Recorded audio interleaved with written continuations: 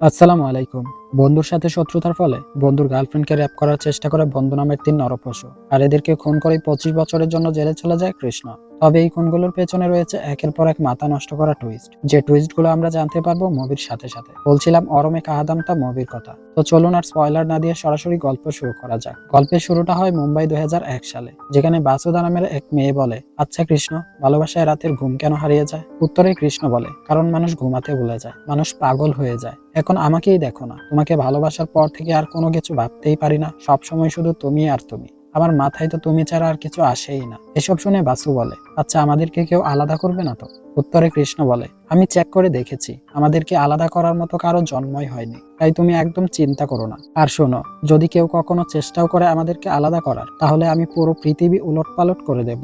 তো বোঝাই যাচ্ছিল কৃষ্ণ বাসুকে কতটা বেশি ভালোবাসে। দৃশ্য আসে বর্তমানে, আর মাঝখানে কেটে যায় অনেকগুলো বছর। দেখা যায় কৃষ্ণ বর্তমানে জেলে আছে। সে নাকি ২টা খুন করেছে, যার কারণে তার ২৫ বছরের জেল হয়েছে। কিন্তু কৃষ্ণের ভালো আচরণের জন্য তাকে ১.৫ বছরের কারাদণ্ড মাফ করে দেওয়া হয়। তো তখন কৃষ্ণকে রাঘবানসি নামের একজন উকিল বলে, তুমি একটা আবেদন করেছিলে যে তুমি কিনা এখনই বাইরে যেতে চাও না। কিন্তু আমি যতটুকু জানি, মানুষ তো জেল থেকে বাইরে যাওয়ার জন্য আবেদন করে, জেল থেকে মুক্তি পেতে চায়। আর তুমি কিনা এখানেই থাকতে চাও, আর এখানে থাকার জন্য আবেদনও করেছো। এর কারণটা কি? কৃষ্ণ তখন বলে, আমি এখনো বাইরে যাওয়ার জন্য তৈরি না, আমার আরো কিছু সময় লাগবে। তখন রাঘবানসি বলে, এটা কোনো হোটেল না যে তোমার ইচ্ছে মতোই সব হবে। এখানে সরকারের কথা মতো সব হয়, তাই তোমার এই আবেদন বাতিল করা হয়েছে। আর তুমি খুন কেন করেছিলে? উত্তরে কৃষ্ণ বলে, কারণটা তো ফাইলেই লেখা আছে। রাঘবানসি তখন বলে, মাত্র এইটুকু কারণে এই জন্য তুমি খুন করে দিলে? তো মেয়েটা কি এরপর তোমার সাথে দেখা করেছে, চিঠি পাঠিয়েছে, কিছু কি করেছে বলো তো? তাহলে তার জন্য এইসব করে কি লাভ হলো? তো এখানে বোঝা যাচ্ছে কৃষ্ণ হয়তোবা বাসুদার জন্যই খুন করেছিল কাউকে, কিন্তু কেন করেছিল সেটা তো আমরা পরবর্তীতে জানতে পারবো। তো যাই হোক, রাঘবানসির প্রশ্নে কৃষ্ণ হেসে দেয় আর বলতে থাকে, স্যার, জীবনে সব কাজ কিন্তু লাভ খুঁজে করা হয় না। তখন রাঘবানসি বলে, এখান থেকে ছাড়া পেয়ে তুমি কোথায় যাবে শুনি? উত্তরে কৃষ্ণ জানায়, সেটা তো আমিও ভাবছি স্যার। তো এখান থেকে আসার পর কৃষ্ণ জেলের মধ্যে দেখতে পায় একজন কয়েদিকে আরেকজন শয়তান কয়েদি অনেক বেশি টর্চার করছে। এটা দেখে কৃষ্ণর তো রক্ত গরম হয়ে যায়, তাই সে তার চোখের চশমাটা খুলে ইচ্ছে মতো তাকে মারধর করে, আর ওই কয়েদির অবস্থা একেবারে খারাপ করে ফেলে। তো এরপর কৃষ্ণকে আলাদা জেলে রাখা হয়। তখন একজন পুলিশ অফিসার কৃষ্ণকে বলে, আমি জানি তুই কেন বাইরে যেতে চাস না। কৃষ্ণ তখন বলে, তাই নাকি? তাহলে বলুন তো কেন যেতে চায় না? অফিসার বলে, আসলে তুই নিশ্চিত না যে তুই জেল থেকে বাইরে যাওয়ার পর ওই মেয়ে তোর সাথে দেখা করতে আসবে কিনা, আর এই কারণেই তুই জেল থেকে বাইরে যেতে চাচ্ছিস না। কৃষ্ণ বলে, না স্যার, আমি নিশ্চিত যে আমার সাথে জেলের বাইরে সে দেখা করতে আসবে না। দৃশ্য পরিবর্তিত হয় এবং আমরা দেখতে পাই একজন পুলিশ অফিসার জিগ্নেশ নামের একজনকে বলছে, তোমার বন্ধু কৃষ্ণ কালকে মারামারি করেছে। সাথে সাথে জিগ্নেশ কৃষ্ণকে ফোন করে এবং অনেক বকাবকি করে। এরপর কৃষ্ণ মহেশ নামের একজনকে কল করে, যে কিনা দুবাই থাকে। মহেশ কল রিসিভ করার পর কৃষ্ণ বলে, আমাকে কালকে জেল থেকে ছেড়ে দিবে ভাই। এটা শুনে মহেশ বলে, তাই নাকি? এটা কিভাবে হলো? উত্তরে কৃষ্ণ বলে, অনেক লম্বা কাহিনী ভাই, দেখা হলে বলছি। তবে ভাই আমার একটা হেল্প লাগবে। মহেশ জিজ্ঞেস করে, কি হেল্প লাগবে? কৃষ্ণ বলে, আমি এই শহরে থাকতে চাই না ভাই, কালকে আমি জেল থেকে বেরিয়ে সোজা আপনার ওখানে দুবাই চলে আসতে চাই।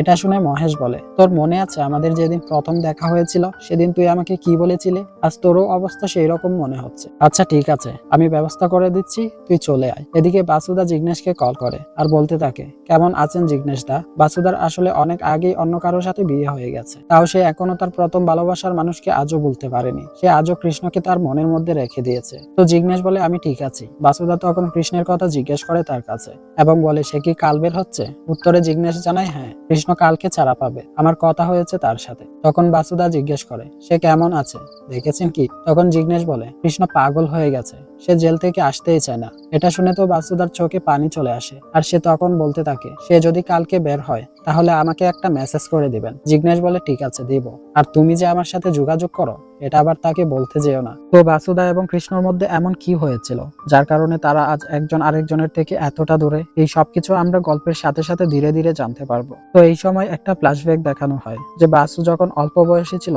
তখন সে জেলে এসেছিল কৃষ্ণর সাথে দেখা করতে। তখন কৃষ্ণ তাকে বলেছিল, তুমি আমাকে কথা দাও যে আজকের পর থেকে তুমি আর কখনো আমার সাথে দেখা করতে আসবে না। উত্তরে বাসু বলেছিল, আমি পারবো না এটা করতে, আমি তোমাকে না দেখে থাকতেই পারবো না, তাই দয়া করে আমাকে এই কথাটা বলবে না। কৃষ্ণ বলে, তুমি কি চাও আমি দুর্বল হয়ে যাই? যদি তুমি এটা না চাও তাহলে প্লিজ আর কখনো আসবে না আমার সাথে দেখা করতে। তো হয়তো সেই কারণেই কৃষ্ণ অফিসারকে বলেছিল বাসু তার সাথে দেখা করতে আসবে না। দৃশ্য পরিবর্তিত হয় এবং আমরা ২০০১ এবং ২০০২ সালের ওই সময়টা দেখতে পাই, যেখানে কৃষ্ণ আর বাসুকে দেখা যায়। তারা তো তখন কলেজ পড়ুয়া ছিল। বাসুকে আসতে দেখে কৃষ্ণ তাকে ফলো করা শুরু করে। বাসু কৃষ্ণকে এভাবে অনেক পছন্দ করত। তারা দুইজন একসাথে অনেক সময়ও কাটায়। ধীরে ধীরে তারা একে অপরকে অনেক বেশি ভালোবেসে ফেলে। তারা একে অপরকে এতটাই ভালোবাসতো যে তারা অন্য কারো কথা ভাবতেই পারতো না। তো এখানে আমরা জানতে পারি কৃষ্ণের বাবা মা কেউই নেই। সে এখানে একটা জব করে আর মুম্বাইতে একাই থাকে, নিজের মতো করে। তো একদিন কৃষ্ণ বাসুকে বলে, যদি সবকিছু ঠিক থাকে তাহলে আমি আমার প্রজেক্টের কাজে জার্মানি যাব 2 বছরের জন্য। তারপর ফিরে এসে সবাইকে আমাদের ব্যাপারে বলবো, দেখবে তখন আর কোনো ঝামেলাই থাকবে না। এইসব শুনে বাসু বলে, বাড়ির লোক এত সহজে মানবে না কৃষ্ণ। এই কথা শুনে কৃষ্ণ বলতে থাকে, এত চিন্তা করছো কেন, আমি মানাবো, আমি বোঝাবো। বাসু তখন জিজ্ঞেস করে, আচ্ছা তাই নাকি, তো কি বলবে তাদের? কৃষ্ণ বলে, আমি বলবো, আমার মতো ছেলে আর তারা কোথাও খুঁজে পাবে না। আমার তো শুধু সময়ের অপেক্ষা। একদিন এত বড় হব যে তোমার বাবা দেখে অবাক হয়ে যাবে। তো এখন তুমি কি ভাবছো? বাসু তখন বলে, কৃষ্ণ, আমি না জীবনে সবসময় একটা স্বপ্নই দেখেছি। আমি জীবনে কিছু করতে চাই, নিজের নাম বানাতে চাই, যাতে করে আমি দিবুকে পাইলট এবং মীরাকে ডাক্তার বানাতে পারি। তো এরা ছিল বাসুদার ভাই বোন। বাসু বলে, কারণ আমার বাবা একা একা এইসব করতে পারবেন না, তার উপর অনেক বেশি প্রেসার পড়ে যায়। সে বলতে থাকে, বাবা মুখে কিছুই বলেন না, কিন্তু আমি জানি উনার চোখে সেই আশাটা আমি দেখেছি। কৃষ্ণ তখন বলে, আরে এত চিন্তা করো না তো, তুমি খুব সহজেই তোমার স্বপ্ন পূরণ করতে পারবে। তুমি তো আর বিয়ে করার জন্য শুধু জন্মাওনি, কিন্তু তুমি যাকে বিয়ে করার জন্য এই পৃথিবীতে এসেছো, তাকে বিয়ে করার জন্য তোমাকে তোমার স্বপ্ন ত্যাগ করতে হবে না। তুমি তোমার মতো করে সবকিছুই করো, আমি সব সময় তোমার পাশে থাকবো। এসব শুনে বাসু বলে, তোমার জীবনে কি চাই কৃষ্ণ? উত্তরে কৃষ্ণ বলে, চাই তো শুধু একজনকেই, আর সেটা হলে তুমি। তোমাকে পেয়ে গেলেই আমার সব পাওয়া হয়ে যাবে। তো এরপর বাসু কৃষ্ণকে সেই প্রশ্নগুলো করতে থাকে যেগুলো আমরা গল্পের শুরুতেই দেখেছিলাম। বর্তমানে বাসু এইসব কিছু ভেবে খুব মন খারাপ করে বসে থাকে। তার আজ বারবার আগেকার দিনগুলোর কথা খুব মনে পড়ছিল। তো এরপর দেখা যায় পরদিন জেল থেকে বিদায় নেয় কৃষ্ণ। জেলের সবাই কৃষ্ণকে খুব ভালোবাসতো, কারণ এত বছর যাবৎ তাদেরকে সে খারাপ কয়েদিদের হাত থেকে আগলে রেখেছিল। তাই কৃষ্ণ চলে যাবে জেনে তারা সবাই অনেক কান্নাকাটি করে। এরপর কৃষ্ণ তাদের থেকে শেষ বিদায় নেয়। আর এতগুলো বছর পর সে জেলের বাইরে পা রাখে। তো বাইরে আসতেই দেখা হয় তার বন্ধু জিগ্নেশের সাথে। জিগ্নেশ তাকে জড়িয়ে ধরে অনেক বেশি ইমোশনাল হয়ে পড়ে। কৃষ্ণ তখন বলে, আচ্ছা আমি এসেছি তোর সাথে দেখা করব বলে, তোর হাসি দেখবো বলে, আর তুই কিনা কান্নাকাটি শুরু করে দিলে, মেরে একদম বালি চাপা দিয়ে দিব কিন্তু। এরপর জিগ্নেশ বলে, আচ্ছা সরি, এখন আই কোথাও বসে একসাথে কিছুক্ষণ আড্ডা দেই, ঠিক সেই আগের মতো করে। তখন কৃষ্ণ আশেপাশে তাকাতে থাকে, তার চোখ অজান্তেই এখানে বাসুকে খুঁজতে থাকে। তখন জিগ্নেশ কৃষ্ণকে বলতে থাকে, আমি সত্যিই বুঝতে পারি না যে তুই কখন বাসুকে চাস আবার কখন বাসুকে চাস না। উত্তরে কৃষ্ণ বলে, আমিও বুঝি না রে। তখন জিগ্নেশ বলে, আচ্ছা চল একটা সেলফি তোলা যাক। এরপর তারা দুজনে একটা ছবি তোলে এবং সেটা পাঠিয়ে দেয় বাসুর কাছে। বাসু এভাবে কৃষ্ণকে দেখে নিজের ইমোশন কোনোভাবেই আর কন্ট্রোল করতে পারছিল না, কারণ এতগুলো বছর পর সে কৃষ্ণকে দেখতে পেয়েছিল। অন্যদিকে জেল থেকে চারা পেয়ে একটা রেস্টুরেন্টে আসে কৃষ্ণ। এখানে আমরা একটা ফ্ল্যাশব্যাক দেখতে পাই, যেখানে কৃষ্ণ জামশেদ নামের একজনের হয়ে কাজ করত। জামশেদ কৃষ্ণর কাজ অনেক পছন্দ করত। তো সেদিন কাজ শেষে রাতে যখন কৃষ্ণ বাড়ি ফেরার জন্য রওনা দেয়, তখন তার মনে হয় সে তো গাড়ির চাবি নিতে ভুলে গিয়েছে। তাই সে আবারও স্টোরে আসে এবং স্টোরে এসে দেখতে পায় 3জন মুখোশধারী ব্যক্তি জামশেদকে আটকে রেখেছে। কৃষ্ণ তখন তাদেরকে বুঝিয়ে বলে, দেখো তোমরা ভুল সময় এসেছো, কারণ আমি চলে এসেছি। তবে তোমাদেরকে আমি একটা সুযোগ দিচ্ছি, এখান থেকে চলে যাও, তাহলে ভুলে যাব এখানে যা যা হয়েছে। কিন্তু যদি তোমরা না যাও, তাহলে কিন্তু তোমাদের মধ্যে একজনকে হলেও আমি ধরবো, আর একজনকে ধরা মানেই বাকিরাও এমনিতেই ধরা পড়বে। তাই কি করবে এখন তোমরাই ভাবো। কৃষ্ণর এমন কথা শুনে ছেলেগুলো জামশেদকে ছেড়ে দিয়ে সেখান থেকে পালিয়ে যায়। এরপর কৃষ্ণ জামশেদকে পানি দিয়ে শান্ত হতে বলে এবং চিন্তা করতে নিষেধ করে। এরপর কৃষ্ণ বাড়ি ফিরে আসে, যেখানে আমরা দেখতে পাই তার বন্ধুরা গেম খেলছিল। কৃষ্ণ তখন তার বন্ধু পাখিয়াকে ডাক দেয় এবং বলে, পাখিয়া শোন, এদিকে আয়, তোর সাথে কথা আছে। পাখিয়া বলে, আরে গেমে আছি তো, পরে আসছি। উত্তরে কৃষ্ণ বলে, না এখনই লাগবে, মাত্র 2 সেকেন্ড। তো এরপর পাখিয়া বাধ্য হয়ে বাইরে আসে কথা বলতে। পাখিয়া বলে, কি হয়েছে, এত সিরিয়াস হয়ে আছিস যে? কৃষ্ণ তখন কোনো কিছু না বলেই পাখিয়াকে টাস করে একটা থাপ্পড় বসিয়ে দেয় আর বলতে থাকে, তুই কি চোর হয়ে তোর জীবনটা কাটিয়ে দিতে চাস? পাখিয়া বলে, কি আজে বাজে কথা বলছিস হ্যাঁ? উত্তরে কৃষ্ণ বলে, আমি তোকে দেখেছি জামশেদ আঙ্কেলের দোকানে, তুই ছিলি। তোর হাতের এই ব্রেসলেট দেখে আমি তোকে চিনে গিয়েছি। আজ তো এই ব্যাপারটা আমাদের মধ্যে সীমাবদ্ধ আছে, কিন্তু কাল যদি তোকে আবারও এইসব করতে দেখি, তাহলে কিন্তু ঘাড় ধরে পুলিশ স্টেশন পর্যন্ত নিয়ে যাব, কথাটা মনে রাখিস। পাখিয়া এইসব কথা শুনে অনেক বেশি রেগে যায়। এরপর কৃষ্ণ তাকে আবারও একটা থাপ্পড় দিয়ে সেখান থেকে চলে যায়। দৃশ্য আসে বর্তমানে, যেখানে কৃষ্ণ জিগ্নেশকে বলে, আঙ্কেল কোথায়? জিগ্নেশ তখন জামশেদকে ডেকে নিয়ে আসে এবং বলে, এই যে দেখেন তো কে এসেছে, তাকে চিনতে পারেন কিনা? জামশেদ বলে, না তো, চিনতে পারছি না। জামশেদ তো কৃষ্ণকে চিনতেই পারছিল না, কারণ এতগুলো বছর পর সে কৃষ্ণকে দেখতে পেয়েছিল।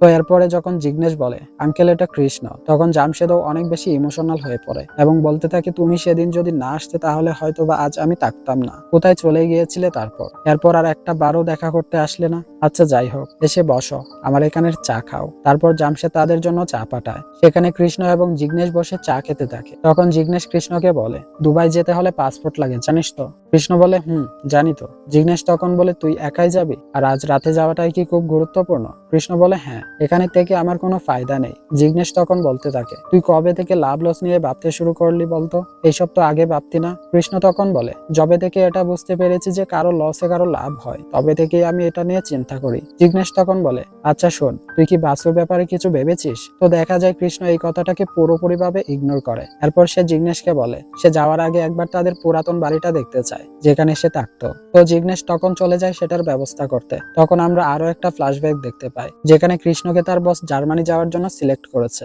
এই কথা জানতে পেরে তো কৃষ্ণ ভীষণ খুশি হয়ে যায় এবং তাড়াতাড়ি বাসুর কলেজে চলে আসে এবং বাসুকে বলে তুমি তাড়াতাড়ি বাড়িতে কল করে বলে দাও যে আজকে ফিরতে তোমার দেরি হবে। বাসু তখন বলে কালকেই তো বললাম, আজকে আবার বলবো? বাসায় কি ভাববে বলো তো? কৃষ্ণ তখন বলে প্লিজ এইবার বলে দাও, বেশি দরকার আজকে। বাসু তখন কৃষ্ণের কথা মতো বাড়িতে কল করে এবং বলে আজকে ফিরতে তার দেরি হবে, এক্সট্রা ক্লাস আছে। এসব শুনে কৃষ্ণ বাসুকে বলে বাহ, তুমি তো ভালোই মিথ্যে বলতে পারো। তখন বাসু বলে চুপ করো তুমি, ভালোবাসায় কোনো মিথ্যে হয় না। তারপর কৃষ্ণ বাসুকে নিয়ে একটা জায়গায় আসে এবং বলে বাসু আমার এতদিনের স্বপ্ন পূরণ হতে যাচ্ছে। বস আমাকে সিলেক্ট করেছে জার্মানি যাওয়ার জন্য, এখন দেখবে সব ঠিক করে নেব আমি। বাসু তো এই কথাগুলো শুনে ভীষণ খুশি হয়ে যায়। তবে কৃষ্ণ যদি জার্মানি চলে যায় তাহলে তো 2টা বছর কৃষ্ণর থেকে দূরে থাকতে হবে তাকে, তাই এটা ভেবে সে কান্না করে দেয়। কৃষ্ণ তখন বাসুকে জড়িয়ে ধরে কাঁদতে শুরু করে এবং বলতে থাকে আমি তো ভুলেই গিয়েছিলাম যে তোমাকে ছাড়া 2টা বছর থাকতে হবে। এটা তো ভুল হয়ে গেল, উল্টো হয়ে গেল বাসু। আমি এরকম সাকসেস কি করে চাইলাম যেখানে তোমার থেকে দূরে থাকতে হবে? বাসু বলেন না কৃষ্ণ, এইভাবে ভেবো না। আমি চাই তুমি ভালো কিছু করো, আরো অনেক বড় হও জীবনে। আর মাত্র তো 2টা বছর, দেখবে চোখের পলকেই কেটে গেছে। তখন কৃষ্ণ বলে তোমাকে না দেখে 2টা বছর কিভাবে কাটবে আমার? এইসব কথা বলতে বলতে খুবই ইমোশনাল হয়ে পড়ে দুইজন। আর এখানে একটা গান শুরু হয়, তবে এই গানটা এতটাই সুন্দর যেটা আপনারা শুনলেই বুঝতে পারতেন। গানের প্রতিটি শব্দের মধ্যে বাসুর ভয় কৃষ্ণকে হারানোর, আর কৃষ্ণর আফসোস ছিল বাসুর থেকে দূরে থাকার। দুজনেই এখানে সারাটা দিন এইসব ভেবে ভেবেই কাটিয়ে দেয় যে আর কখনো এরকম সময় কি আসবে তারা সেটা কেউই জানে না। এরপর কৃষ্ণ বাসুকে তার বাড়ির সামনের রাস্তায় নামিয়ে দেয়, যদিও সে চেয়েছিল একেবারে বাড়ি পর্যন্ত পৌঁছে দিতে, কিন্তু বাসু বলে কেউ দেখে নিলে সমস্যা হবে। আর যাওয়ার আগে বাসু কৃষ্ণকে বলে ঠিক যেভাবে যাবে সেইভাবেই ফিরে আসবে আমার কাছে, বদলে যেও না কিন্তু। কৃষ্ণ তখন বলে আমি কি আবহাওয়া যে বদলে যাব? তো এরপরে বাসু চলে যায় আর কৃষ্ণ সেখানেই বসেছিল, সে যায় না। বাসু যখন একা একা যাচ্ছিল তখনই দেখা যায় তাকে কিছু গুন্ডা তুলে নিয়ে যায়, তার সাথে খারাপ কিছু করার চেষ্টা করে। তবে বাসুর এক ডাকে কৃষ্ণ তখনই সেখানে ছুটে আসে, আর এখানে এসে সে এইসব দেখা মাত্রই অনেক বেশি রেগে যায় এবং ওখানেই দুইজনকে একদম জানে শেষ করে দেয়। আর এটাই ছিল কৃষ্ণর জেলে আসার কারণ। বেচারা কোথায় যাওয়ার কথা ছিল জার্মানি, আর কোথায় জেলে থেকে তার জীবনের কতগুলো বছর পার করে দিয়েছে। ভালোবাসার কতই না রূপ, কতই না পরীক্ষা হয়, এত কিছুর পরেও মানুষ ভালোবাসে। যাই হোক, দৃশ্য আসে বর্তমানে যেখানে কৃষ্ণ এইসব ভেবে ভেবে চা খাচ্ছিল। একটু পরেই সেখানে জিগ্নেশ এসে বলে চল, সব ব্যবস্থা হয়ে গেছে। আজ প্রায় 22 বছর পর পুরাতন সোসাইটিতে আসে কৃষ্ণ, যার প্রতিটা কোনায় কোনায় বাসু আর কৃষ্ণের স্মৃতিতে ঘেরা ছিল। এরপর সে ওই ঘরটায় যায় যেখানে সে একটা বোর্ড খুলছিল এবং আগের কিছু স্মৃতি মনে করছিল। সেদিন যখন কৃষ্ণ পাকিয়াকে মেরে রুমে আসে তখন সে দূর থেকে দেখা করে বাসুর সাথে।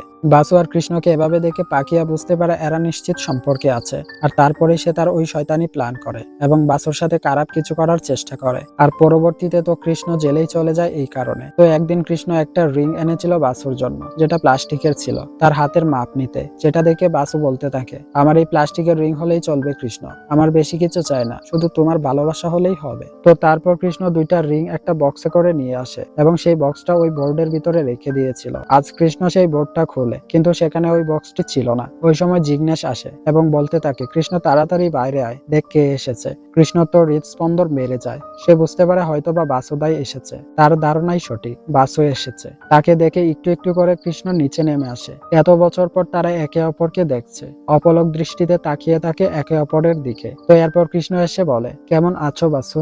বাসু তখন রিং এর বক্সটি দেখিয়ে বলে এটাই খুঁজছো তো? আসলে এর ভিতরে থাকা একটা রিং আমি হারিয়ে ফেলেছি। কৃষ্ণ তখন হেসে দেয় এবং বলতে থাকে মিথ্যা বলাটা তুমি আজও খুব ভালোভাবেই বলতে পারো। এরপর কৃষ্ণ আর বাসু গাড়িতে উঠে কোথাও যাওয়ার জন্য। উপরে উপর থেকে জিগ্নেশ সেটা দেখে নিজেও খুব ইমোশনাল হয়ে পড়ে। তারপর দেখা যায় বাসু কৃষ্ণকে নিয়ে সেই জায়গায় চলে আসে যেখানে তারা প্রায় দেখা করত। বাসু তখন কৃষ্ণকে বলে, তোমার এই জায়গাটা খুব পছন্দের ছিল, তাই ভাবলাম প্রথমে এখানেই নিয়ে আসি। উত্তরে কৃষ্ণ বলে, তুমি ভালোই ভেবেছ। এরপর বাসু জিজ্ঞেস করতে থাকে, তো কি আজ রাতেই দুবাই চলে যাচ্ছ? কৃষ্ণ বলে, হ্যাঁ। বাসু বলে, আমার সাথে দেখা না করেই চলে যাচ্ছিলে? উত্তরে কৃষ্ণ বলতে থাকে, চেষ্টা করছিলাম, যদিও আমার দ্বারা হচ্ছিল না, কিন্তু তাও চেষ্টা করছিলাম। তখন বাসু বলে, তো কেমন আছো তুমি? কৃষ্ণ উত্তর দেয়, কতটা ভালো আছি বা কতটা খারাপ আছি সেটা নিয়ে আমি কনফিউজ, তাই সেটা বলতে পারছি না। বাসু উত্তর দেয়, তোমার এমন কথা বানানোটা এখনো রয়ে গেল, আজও গেল না। কৃষ্ণ তখন বলে, তুমি আমাকে একটা প্রশ্ন করলে সেটার 5টা উত্তর আজও পাবে। বাসু তখন জিজ্ঞেস করে, আমাকে তোমার মনে পড়তো? এই 5টা উত্তর থেকে যে কোনো একটা উত্তর দিলেই হবে। উত্তরে কৃষ্ণ বলে, এটা তো আউট অফ সিলেবাস প্রশ্ন করে ফেলেছো, তাই বলতে পারছি না। এসব শুনে বাসু বলে, সেদিন রাতে যদি তুমি ঠিক সময় না আসতে তাহলে হয়তো আজ। এতটুকু বলতেই কৃষ্ণ তাকে থামিয়ে দেয় আর বলতে থাকে, ছাড়ো তো, ওইসব কি পুরাতন কথা নিয়ে তুমি পড়ে আছো। বাসু তখন বলে, আমার কাছে এগুলো পুরাতন নয়, আমার কাছে তো আজও মনে হয় এই তো কালকে তুমি আমাকে আমার বাড়ির রাস্তায় নামিয়ে দিয়েছো। তখন কৃষ্ণ বলে, শুনেছি তোমার নাকি বড় বিজনেস হয়েছে। বাসু বলে, কথা ঘোরানোর চেষ্টা করছো তাই না? যাই হোক, হ্যাঁ করছি, তুমি যেমনটা চেয়েছিলে ঠিক তেমনটাই। তো তারপর কৃষ্ণ বাসুকে মীরা এবং দীপুর কথা জিজ্ঞেস করে। বাসু বলে, তারাও তাদের স্বপ্ন পূরণ করেছে, সামনে তো বিয়ে। কৃষ্ণ বলে, বাহ, খুব ভালো, তুমি তো এটাই চেয়েছিলে। উত্তরে বাসু বলে, হ্যাঁ, আমি তো আরো অনেক কিছুই চেয়েছিলাম। আর কি হবে? এই কথার কোনো উত্তর দেয়নি কৃষ্ণ। তখনই অফিস থেকে বাসুকে মৃণাল কল করে এবং তাকে বকাবকি করে কল রেখে দেয় বাসু। আর আজকের জন্য যেন বাসুকে কেউ কল না করে সেটাও বলে দেয়। তখন কৃষ্ণ বলে, এভাবে বকলে যে ইমার্জেন্সিও তো হতে পারে। বাসু বলে, দেখো, তুমি সবসময় অন্যের জন্যই ভাবতে থাকো। ওই সময় কৃষ্ণ জিজ্ঞেস করে, তোমার হাজব্যান্ড? বাসু জানায়, অভিজিৎ। ওই সময় কৃষ্ণ জিজ্ঞেস করতে থাকে, অভিজিৎ, তো কেমন আছে সে? বাসু বলে, ভালো, আমার খুব খেয়াল রাখে সে। এমন সময় অভিজিতের কল আসে। কল রিসিভ করে বাসু বলে, হ্যাঁ আমি বের হচ্ছি, সে এখন আমার সাথেই আছে। এটা শুনে কৃষ্ণ জিজ্ঞেস করে, মানে তুমি কি তোমার হাজবেন্ডকে আমাদের ব্যাপারে সব বলেছো? বাসু বলে, হ্যাঁ বলেছি, সে সব জানে আমাদের ব্যাপারে। এসব শুনে কৃষ্ণ তখন বলে, তুমি কি করে এই কাজ করলে? আমাদের তো কথা হয়েছিল আমাদের সম্পর্কে কেউ জানবে না। তাহলে? তখন বাসু বলে, কৃষ্ণ তুমিই তো চেয়েছিলে আমি বিয়ে করে জীবনে এগিয়ে যাই, তাহলে আমি যার সাথে জীবনটা কাটাবো তাকে তোমার ব্যাপারে না বললে তার সাথে তো অন্যায় করা হবে, তাই না? এই জন্য আমি সবকিছু জানিয়েছি। কৃষ্ণ তখন বলে, না আমি এটা করতে পারবো না বাসু, প্লিজ। বাসু তখন বলে, সব পারবে, সব হয়ে যায় কৃষ্ণ, এখন চলো, অভিজিৎ আমাদের জন্য অপেক্ষা করছে। তো তারপর দেখা যায় বাসু কৃষ্ণকে অভিজিতের বাড়িতে নিয়ে আসে। তারপর সে ভেতরে চলে যায় কৃষ্ণকে বসিয়ে রেখে। কৃষ্ণ তখন অভিজিতের সাথে কথা বলতে দেখতে পায় সেই উকিল রাঘবানসিকে। আর এটা দেখে কৃষ্ণর বুঝতে বাকি থাকে না যে তার 1.5 বছরের শাস্তি অভিজিতেই কমিয়েছে। তো অভিজিৎ এসে বলে, তাহলে তুমিই কৃষ্ণ? আমি অভিজিৎ, তো চলো কোথাও বসে কথা বলি। এরপর সে বাসুকে ডাকে এবং বলতে থাকে, বাসু কোথায় তুমি? তখন বাসু রুম থেকে বলে, আমি আসছি। আমরা দেখতে পাই বাসু তখন সেই রিংটাকে যত্ন করে তার আলমারিতে তুলে রাখছিল। এদিকে বাইরে কৃষ্ণ আর অভিজিৎ বসে কথা বলছে। অভিজিৎ কৃষ্ণকে বলে, সব ঠিক আছে তো? কৃষ্ণ বলে, হ্যাঁ সব ঠিক আছে, আর আপনাকে ধন্যবাদ। এটা শুনে অভিজিৎ বলে, কেন, আমাকে ধন্যবাদ দিচ্ছ কেন? এর উত্তরে কৃষ্ণ বলে, আপনিই তো আমার অ্যাপ্লিকেশনটা রিজেক্ট করিয়েছেন তাই না? আর এই কারণেই আজ আমি বাইরে আসতে পেরেছি, আমি সব বুঝতে পারছি। তখন অভিজিৎ বলে, আর এই কথাটা তোমার আর আমার মধ্যে থাকাটাই ভালো, তাহলে কমপ্লিকেশন তৈরি হবে না। কৃষ্ণ তখন বলে, সরি, আপনি তো সেই ভুল করে ফেলেছেন, আমাকে এখানে দেখে কমপ্লিকেশন তো ইতিমধ্যে তৈরি হয়ে গেছে। অভিজিৎ বলে, শোনো কৃষ্ণ, ভুলেরও একটা নিয়ম আছে, কখনো কখনো ভুল করতেই হয়। তো তারপরেই বাসু আসে এখানে এবং অভিজিতের পাশে বসে। এই বিষয়টা যদিও একটু অদ্ভুত, কারণ একজন মানুষ তার জীবনের সবটুকু শেষ করে দিয়েছে একটা মেয়ের জন্য, আর এখন এখানে ডেকে এনে এইসব মানসিক নির্যাতন না করলেও হয়তো পারতো। তো যাই হোক, অভিজিৎ কৃষ্ণকে বলে, যখন 12 বছর আগে আমাদের বিয়ে হয়, আমাকে বাসু বলেছে ওই ঘটনার ব্যাপারে, কিভাবে তুমি তোমার জীবনকে ঝুঁকিতে রেখে বাসুকে প্রটেক্ট করেছিলে। আমাকে তো বাসু বিয়ে করেছে এই শর্তে যে তুমি জেল থেকে বের হলে সে তোমার সাথে দেখা করবে। তো কৃষ্ণ, আজ আমার জীবনের সবচেয়ে গুরুত্বপূর্ণ মানুষটাকে পেয়েছি শুধুমাত্র তোমার জন্য, আর এই জন্য আমি তোমার কাছে আজীবন কৃতজ্ঞ থাকবো। এইসব শুনে কৃষ্ণ হেসে দেয় আর বলতে থাকে, আজ সকালেই একজনকে বলেছিলাম, কারো ক্ষতিতে কারো লাভ তো অবশ্যই হয়। এদিকে তখন বাসু বলছিল আজ রাতে কৃষ্ণ দুবাই চলে যাবে। এটা শুনে অভিজিৎ বলতে থাকে, সত্যি নাকি? আমি তো ভাবছিলাম কিভাবে এই সিচুয়েশন সামলাবো। সত্যি বলছি ভাই, ভাই, আমি এইসব নিয়ে খুবই ইনসিকিউর ফিল করছিলাম।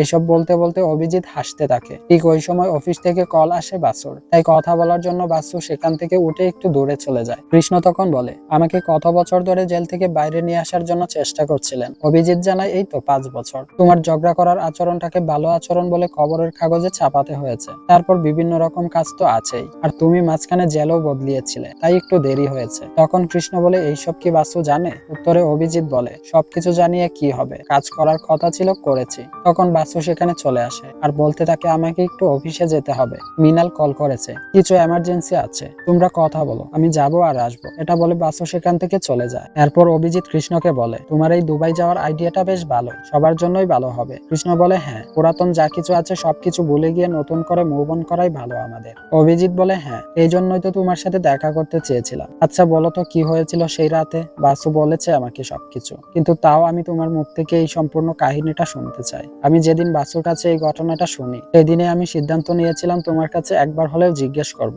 তাই বলো প্লিজ, সেই রাতে কি হয়েছিল? এরপর আমরা আবারও সেই রাতের ফ্ল্যাশব্যাক দেখতে পাই। বাসুকে যে 3 জন ধরে নিয়ে যায়, তাদের মধ্যে একজন ছিল কৃষ্ণর বন্ধু পাকিয়া। 2 জনকে কৃষ্ণ খুন করলেও পাকিয়া সেখান থেকে পালিয়ে যায়। তো তারপর বাসু চলে আসে কৃষ্ণর কাছে আর তাকে জড়িয়ে ধরে বলে, কৃষ্ণ বিশ্বাস করো, আমি কিচ্ছু করিনি, আমি তো বাড়ি যাচ্ছিলাম, হঠাৎ করে এরা আমাকে ধরে টেনে নিয়ে আসে এখানে, আমার কোনো দোষ নেই। কৃষ্ণ তখন বলে, বাসু আমার কথা শুনো, এখান থেকে চলে যাও, আর তুমি এখানে কিচ্ছু দেখোনি, তাই তুমি চুপচাপ বাড়িতে চলে যাও আর সবকিছু ভুলে যাবে এখানে যা যা হয়েছে। কিন্তু বাসু তো কিছুতেই রাজি হয় না। তখন কৃষ্ণ বলে, প্লিজ বুঝার চেষ্টা করো, আমার হাতে এখানে খুন হয়েছে, আমি চাই না এসবের মধ্যে তোমার নাম আসুক, তাই প্লিজ তুমি এখান থেকে চলে যাও। তারপর বাসুকে যাওয়ার সময় কৃষ্ণ বলে, তোমার সাথে কালকে আর দেখা করতে পারবো না। এরপরে বাসু কৃষ্ণকে দৌড়ে এসে একে অপরকে জড়িয়ে ধরে অজরে কাঁদতে থাকে। কিভাবে যেন এক মুহূর্তে সবকিছু ওলট পালট হয়ে গেল। কয়েক মিনিট আগেও যেন সবকিছু ঠিকঠাক ছিল, আর এখন তাদের জীবনটাই হয়ে গেল এলোমেলো। যাই হোক, এরপর বাসুকে যেতে বলে কৃষ্ণ লাশ নিয়ে বাইরে চলে আসে, আর তারপরে সে ধরা পড়ে। দৃশ্য আসে বর্তমানে, যেখানে কৃষ্ণ বলে, আমার একটাই সমস্যা অভিজিৎ, আমি আগে কাজ করি এরপর ভাবি, এটাই আমার জীবনের সবচেয়ে বড় সমস্যা। অন্যদিকে বাসুকে জিগ্নেশ কল করে জিজ্ঞেস করে, কৃষ্ণ কোথায়, আমি তাকে এয়ারপোর্টে নিয়ে যাব। উত্তরে বাসু বলে, সে আমার বাড়িতে আছে, অভিজিতের সাথে কথা বলছে, আমি একটু অফিসে এসেছি, তাই তুমি একটু লেট করে আসবে, আসলে কৃষ্ণের সাথে আমার আরো কিছু কথা বাকি আছে। তখন জিগ্নেশ বলে, আমি 1 ঘন্টা পর আসছি, হবে তাতে? বাসু বলে, হ্যাঁ ভাই হবে, ধন্যবাদ তোমাকে। এরপর জিগ্নেশ আবারও কল করে অভিজিতের কাছে এবং বলতে থাকে, ফোনটা কি একটু কৃষ্ণর কাছে দিতে পারবেন? তো এরপর অভিজিৎ কৃষ্ণর কাছে ফোনটা দেয়। তখন জিগ্নেশ কৃষ্ণকে বলে, আরে তুই ওখানে কি করছিস, তোর কি মাথা খারাপ হয়ে গেছে? আর আমি আসছি তোকে নিয়ে যেতে, আর ততক্ষণ দয়া করে মাথা ঠান্ডা রাখিস, তাকে আবার উল্টা পাল্টা কিছু বলিস না, কিন্তু তোর তো আবার কোনো কিছু ঠিক নেই। কৃষ্ণ তখন বলে, হ্যাঁ হ্যাঁ ঠিক আছে, এখন ফোন রাখ। কৃষ্ণ তখন অভিজিৎকে সরি বলে। অভিজিৎ তখন বলে, না না ঠিক আছে, আমি আজও সেই রাতের কথা মনে করি, সেই রাতে তুমি ছিলে বাসুকে বাঁচাতে, আর আমি ছিলাম একটা পার্টিতে। কতই না অদ্ভুত জীবন, তাই না? আজ থেকে 22 বছর আগে তোমার কাছে কেরিয়ার ছিল, স্বপ্ন ছিল, আর বাসও ছিল, যে কিনা তোমার ভালোবাসা। কিন্তু আজকে দেখো, আজ তোমার কাছে কিছুই নেই, তুমি একদম নিঃস্ব হয়ে গেছো। জীবন সত্যি তোমার সাথে খুব অন্যায় করেছে, জানো কৃষ্ণ, আমার খুব খারাপ লাগে ওইসব ভাবলে। আর সবচেয়ে কষ্টের বিষয় তো এটা ছিল, ওই কাজে যে সবচেয়ে বেশি দোষী ছিল পাকিয়া, সে বেঁচে গেল, তাকে শাস্তি দেওয়াই গেল না, তাই জীবন তোমার সাথে অনেক বেশি অন্যায় করেছে, আমি এই কথাটা বারবার বলবো। তখন কৃষ্ণ বলে, আমিও এটাই মানতাম।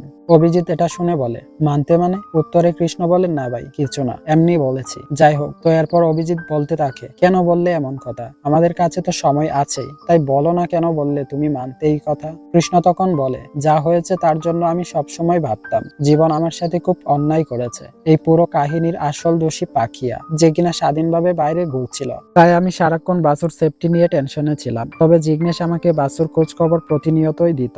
অনেক বছর কেটে যায়, আপনাদের বিয়ের খবরও পাই আমি, কিন্তু তাও আমার মন থেকে ভয় যাচ্ছিল না ওই পাখিয়াকে নিয়ে। অভিজিৎ বলে, তারপর? কৃষ্ণ তখন বলে, আপনি বলেছিলেন না যে রাতে আমাদের সাথে বড় দুর্ঘটনা হয়, সেই রাতে আপনি কোনো এক পার্টিতে ছিলেন, তাও তো আজ আমাদের এখানে দেখা হয়েছে। জীবনের ইচ্ছে ছিল, তাই হয়তো অজানার মধ্যে থেকেও আজ অনেক কিছু চিনতে হয়েছে। সেই রকমই 2013 সালের কথা, আমি জেলে বসে এটা জানতামই না থাইল্যান্ডে থাকা মহেশ আমার সবচেয়ে বড় সমস্যার সমাধান করবে। অভিজিৎ বলে, মহেশ মানে গ্যাংস্টার মহেশ? কৃষ্ণ বলে, হ্যাঁ মহেশ, যে কিনা ওয়ান্টেড ক্রিমিনালদের মধ্যে একজন ছিল। তাকে মুম্বাই পুলিশ অবশেষে ধরতে সক্ষম হয়। তবে মহেশের অনেক শত্রু ছিল। সে জেলে আসার পর থেকে সেখানে ছোটখাটো আরো অনেক অপরাধী জেলে আসতে শুরু করে। তাদের মূল উদ্দেশ্য ছিল মহেশকে মেরে ফেলা। আর এই বিষয়টা কৃষ্ণ বুঝতে পারে। এরপর মহেশ কৃষ্ণকে ডেকে আনে এবং বলে, আমি বাঁচতে পারবো তো? উত্তরে কৃষ্ণ বলে, আমি দেখছি, তবে আপনি চিন্তা করবেন না, কিছুই হবে না আপনার। তখন মহেশ বলে, সবাই বলছে আমাকে নাকি একমাত্র তুমিই বাঁচাতে পারবে। উত্তরে কৃষ্ণ বলে, যেহেতু সবাই বলছে তার মানে সত্যিটাই বলছে, আমি আছি, সবটা খেয়াল রাখছি, আপনি এত চিন্তা করবেন না। মহেশ তখন তাকে জিজ্ঞেস করে, কত চাই? উত্তরে কৃষ্ণ বলে, আপনার জীবন, তাই আপনিই ঠিক করুন আপনার জীবনের মূল্য কত। তো এরপর কৃষ্ণ সেখানে নতুন আসামিদের মধ্যে পাখিয়াকে দেখতে পায় এবং সে তৈরি হয়ে থাকে কখন পাখিয়া আসবে মহেশকে আক্রমণ করতে। ঠিকই একদিন পাখিয়া আসে মহেশকে মারার জন্য। তবে তাকে আটকে দাঁড়িয়ে পড়ে কৃষ্ণ।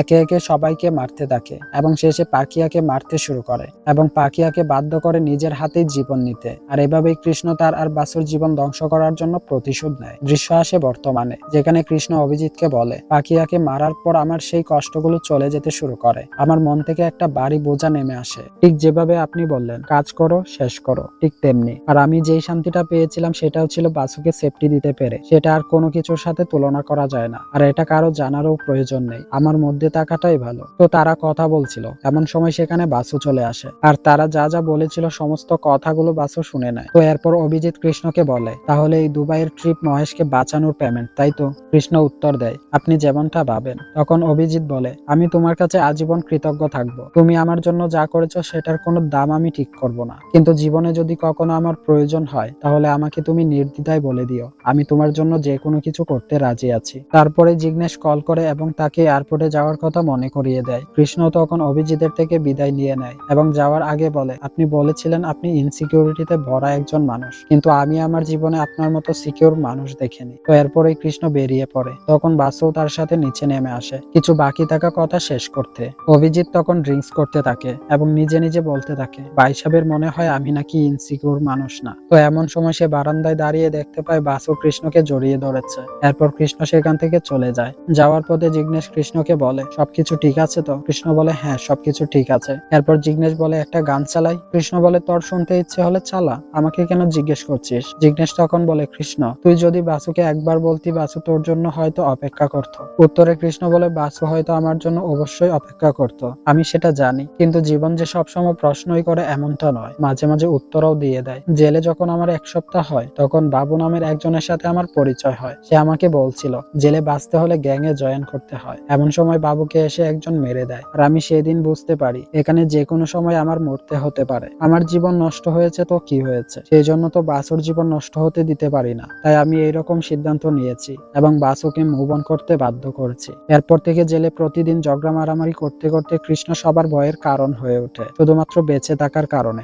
দৃশ্য আসে বর্তমানে, যেখানে বাসু এসে অভিজিৎকে বলে, কৃষ্ণর সাথে একা একা কথা বলতে চাও সেটা আমাকে বললেই পারতে, অফিসের বাহানা বানিয়ে আমাকে ডেকে নেওয়ার কি প্রয়োজন ছিল? অভিজিৎ তখন সরি বলে। তারপর সে বলে, আমি তাকে সেই রাতের কথা জিজ্ঞেস করেছিলাম, জানার খুব ইচ্ছে ছিল কি হয়েছিল আসলে সেদিন। বাসু তখন জিজ্ঞেস করে, সে কি বলেছে? উত্তরে অভিজিৎ বলে, তুমি যেমনটা বলেছিলে ঠিক তেমনটাই বলেছে সে, তবে আমি জানি সেই রাতে এমন কোনো কিছুই হয়নি। বাসু প্লিজ বলে দাও না, সেই রাতে আসলে কি হয়েছিল, আসল সত্যটা কি? আমার মনের সমস্ত প্রশ্নের উত্তর দিয়ে দাও না প্লিজ। তো এরপরে আমরা সেই রাতের আসল সত্যটা জানতে পারি, যেখানে বাসু যখন কৃষ্ণকে বিদায় জানিয়ে চলে আসছিল তখন কাহিনী মতো পাকিয়া তার আরো 2 জন সঙ্গীকে নিয়ে তুলে নিয়ে যায় বাসুকে। এই সবকিছু একই রকম থাকলেও কাহিনী বদলে যায় এইখানে, যেখানে আমাদেরকে দেখানো হয়েছিল যে কোনগুলো করেছিল কৃষ্ণ, কিন্তু আদতে এই দুটো কোন হয়ে যায় বাসুর হাতে। হ্যাঁ, বাসুই হচ্ছে আসল খুনি, যে কিনা বাঁচতে গিয়ে নিজের হাতে 2 জনকে মেরে ফেলে। আর পাকিয়া তখন সেখান থেকে পালিয়ে যায়। কৃষ্ণ পাকিয়াকে পালাতে দেখে তাড়াতাড়ি সেই গোডাউনে আসে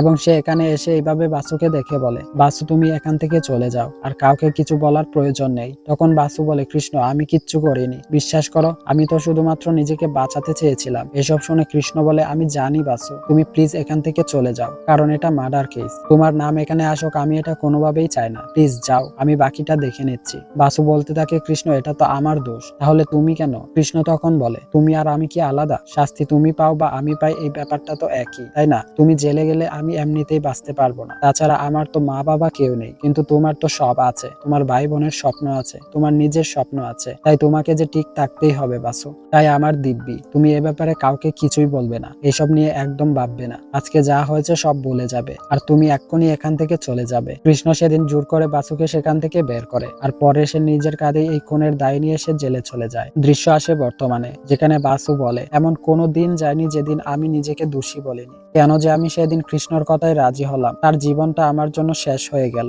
আসলে আমার অভ্যাস ছিল কৃষ্ণর বলা প্রত্যেকটা কথা শোনা, তাই হয়তোবা সেদিন আমি কৃষ্ণর কথা অমান্য করতে পারিনি। কিন্তু এরপরও আমি কৃষ্ণর সাজা শোনার পর জেলে যাই তার সাথে দেখা করতে। তখন আবারও একটা ফ্ল্যাশব্যাক দেখতে পাই আমরা, যেখানে বাসু কৃষ্ণকে বলে, তুমি আমাকে মিথ্যে বলেছ, তুমি বলেছিলে মাত্র কয়েক মাসের ব্যাপার, কিন্তু সেটা এখন 25 বছর। কৃষ্ণ তখন বলে, ডাবল মার্ডার তো, তাই আমার হিসেব করতে একটু ভুল হয়েছে। আর তুমি আমাকে প্রমিস করো, আজকের পর থেকে তুমি আমার সাথে দেখা করতে আসবে না। বাসু বলে, না কৃষ্ণ, এটা ঠিক হচ্ছে না, এটা আমি কোনোভাবেই করতে পারবো না। কৃষ্ণ তখন বলে, তুমি কি চাও আমি দুর্বল হয়ে যাই? যদি না চাও তাহলে দয়া করে আজকের পর থেকে এখানে আসবে না। আমি চাই তুমি বিয়ে করো, নিজের স্বপ্নগুলো পূরণ করো, ভাই বোনদের স্বপ্ন পূরণে পাশে থাকো, আর অনেক নাম কামাও। তাহলে আমি তোমার সব স্মৃতি আঁকড়ে বাকিটা জীবন কাটিয়ে দিতে পারবো। দেখো বাসু, আমি এত কিছু করেছি শুধুমাত্র তোমার জন্য, তাই এই ত্যাগ তুমি কোনোভাবেই নষ্ট হতে দিও না। প্লিজ বাসু, আমার কথা মেনে নাও। তুমি মুম্বাই ছেড়ে চলে যাবে আর নতুন ভাবে সবকিছু শুরু করবে। আর মনে রেখো, তুমি যদি নিঃশ্বাস নাও তাহলেই আমি বেঁচে থাকবো। দৃশ্য আসে বর্তমানে, যেখানে অভিজিৎ বাসুকে জিজ্ঞেস করে কৃষ্ণ কবে ফিরবে। তারপর আমরা আরো একটা ফ্ল্যাশব্যাক দেখতে পাই, যেখানে নিচে কৃষ্ণ যাওয়ার আগে বাসু কিছু কথা বলে। বাসু তাকে জিজ্ঞেস করে, তুমি কি আর দুবাই থেকে ফিরবে না? কৃষ্ণ বলে, না। বাসু তখন বলে, আমি ডাকলেও ফিরবে না? উত্তরে কৃষ্ণ বলে, তুমি ডাকবেই না কখনো। ওই সময় বাসু বলতে থাকে, যদি সত্যি ডাকি তাহলে কি করবে? এর উত্তরে কৃষ্ণ বলে, দেখো, তোমার অভিজিৎ খুব ভালো একজন মানুষ, আর আমি সত্যিই খুব খুশি হয়েছি তোমাদের দুজনকে একসাথে দেখতে পেয়ে। এখন সবকিছু পেছনে রেখে তার সাথে মন থেকে এগিয়ে যাও। এইসব কিছু শুনে বাসু বলে, কৃষ্ণ, আমার জন্য তোমার জীবনটা এলোমেলো হয়ে গেল, একেবারে নষ্ট হয়ে গেল। কৃষ্ণ তখন বলে, না, এখানে তোমার জন্য কিছুই হয়নি, আমি আমার জন্যই সবকিছু করেছি। বাঁচতে হলে আমাকে এইসব করতেই হতো। এই সময় বাসু বলে, একটা আফসোস সারা জীবন আমার থেকেই যাবে, যে আমি তোমার হতে পারলাম না। কৃষ্ণ তখন বলে, তুমি তো আমার পরিস্থিতি হয়ে গিয়েছো, আর কি চাই বলো? আর তোমার যে স্মৃতি আমার কাছে আছে তা নিয়ে আমি পুরোটা জীবন কাটিয়ে দিতে পারবো। তুমি ভালো আছো, এর চেয়ে বেশি তো আমি আর কিছুই চাইনি জীবনে। আর আজ আমি তোমাকে এভাবে দেখে অনেক খুশি হয়েছি।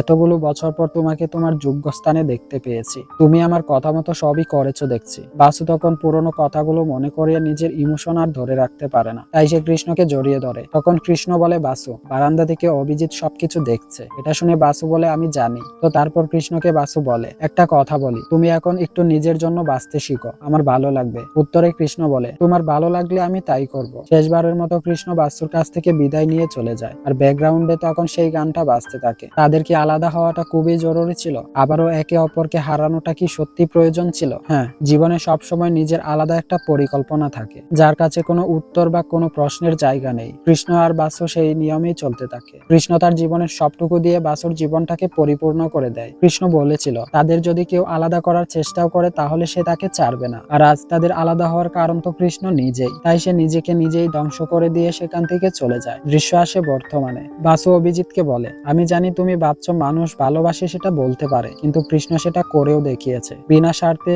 বিনা চাওয়া পাওয়ায়। আর এখানেই গল্পটা শেষ হয়ে যায়। তো এই গল্পটা নিয়ে আলাদাভাবে বলার কিছুই নেই, পুরোটা গল্পই ছিল অনেক বেশি ইমোশনাল। একমাত্র এই গল্পটা দেখার পর তবেই এই ব্যাপারটা অনুভব করা সম্ভব। ভালোবাসা আসলেই অদ্ভুত একটা জিনিস। এই ভালোবাসার জন্য মানুষ কত কিছুই না করে। এই গল্পটা সেই সত্যিকারের ভালোবাসারই একটা উদাহরণ। তো যাই হোক, এই ছিল আজকের গল্প। আশা করি গল্পটি আপনাদের কাছে অনেক অনেক ভালো লেগেছে। তাই অবশ্যই ভিডিওতে একটা লাইক দিয়ে কমেন্টে আপনার অনুভূতি জানাতে ভুলবেন না। আর হ্যাঁ, আমাদের এই চ্যানেলে কিন্তু প্রতিনিয়তই নতুন নতুন মুভির এক্সপ্লেইন করা হয়, তাই সাবস্ক্রাইব করে আমাদেরকে উৎসাহ দিতে ভুলবেন না। Thanks for watching this video. দেখা হবে নতুন আরেকটা ভিডিওতে। সে পর্যন্ত ভালো থাকবেন, সুস্থ থাকবেন। আল্লাহ হাফেজ।